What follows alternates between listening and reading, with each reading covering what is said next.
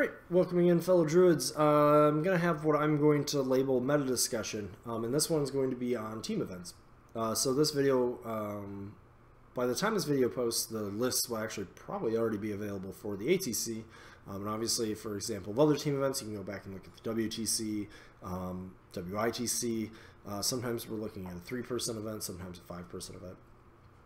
And what I want to talk about is your approach to how you're playing, how you're going into a team event, because I always see a lot of, you see a lot of discussion around the analysis of these team events, and people look at it and say things like, oh, you can't take the list you see there and assume that they're tournament viable, and you can't take the results where this faction did well or that faction didn't do so well and apply them to the game as a whole, because it's a format that is skewed, for example. And tons of analysis and thought and planning and podcast talks and video talks and battle reports, all looking at essentially team composition for a team event like this, right? Like how I should form my team. And a lot of what happens is people go like, oh, well, I don't have to worry about that because it's a team event. You know, I can dodge that bad matchup. And, you know, which sort of seems to like skew the discussion into people going like, well, I don't need to worry about this and I don't need to worry about that. And part of what I want to talk about is when you're planning for these things, that I actually think your best approach is to look at what you would normally take to a tournament, honestly. Yeah, there's some benefits to having a person or people in your team of 3 or 5 who have some sort of like really scary list that's hard to deal with. But you're benefited in a tournament by having that as well. But what you don't, in my opinion, what you don't want to do is play something that has you so limited on what you feel comfortable playing into that you're having to change. You're basically having to put on the kid gloves to get that person into a matchup that they can handle. So when looking at what's out there, you're like, well, I don't want to play into Crix, and I don't want to play into Signar, and I don't want to play into Convergence, and I can't play into Trolls. And you're like, well, that only leaves like Khador, and there probably is a Khador player, but now we're going to have to do backflips to try to get you in a position where the Khador player might be the one you get paired up against. You don't want to be in that situation. And the best way to avoid being in that situation in the first place is not to do the sort of thing that you hear a lot of people talk about, which is skew your lists. I think that you want lists that are difficult for your opponent to answer, but I think you want them in the same way that you want lists that are difficult in a tournament for your opponent to answer. The more matchups that you can play into and feel comfortable and feel like you can benefit your team, the better off you're going to be. Now, that's not necessarily, you know, none of this is 100%. So there is always the strategy of there are some other team strategies that do sort of make sense that you can employ. One of them is the, what do we want to call it? The saturation plan, I'll call it. And this is certainly a die roll that you're making. But examples of this would be playing 5 Khador lists that are all running 10 Marauders. Or playing all 5 Crix players.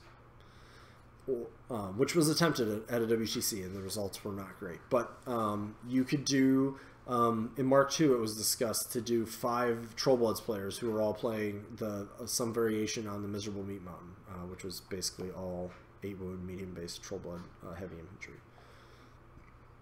That's another way you can do this. And the theory behind that would be, well, if only 2 of their 5 players can handle this, we win. Right? How many people have an answer to this sort of play?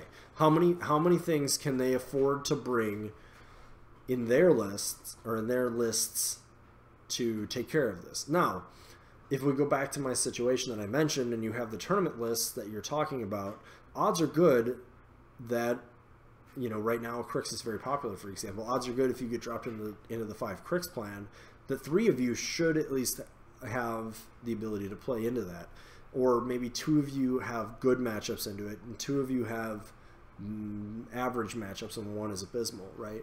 So now if that plays out as I described, you're going to get 2 wins, you're going to lose 1 for sure, and those other 2 are toss-ups, which means you're in a pretty good position to actually win that round. So you can saturate to the point where that's going to be something you can handle, but it's not going to be that easy to do. Which, again, is why I recommend looking at what you're playing. But I also want to make sure that you don't get somebody who's hyper-specialized. The other piece of thought to consider when looking at team events is that somebody's going to get into a bad matchup. It's just likely to happen. Into an unfortunate matchup, let's say. Maybe not bad, but you know, again, there's 5 people, and they're trying to pair their people to get good matchups. You're trying to pair yours to get good matchups. If the system worked perfectly the way it sort of lays out, you're actually going to end up with one team who makes 2 pairings, and another team makes 3 pairings, and theoretically, the one that made 2 is going to get 2 wins from good matchups, and the other one will get 3, right? Like, that's what sort of the system would imply that would be the situation. So that means you should figure every round at least 2 or 3 people are going to be potentially in a, you know, below 50% or like maybe only 50% matchup. And if that's the case, what do?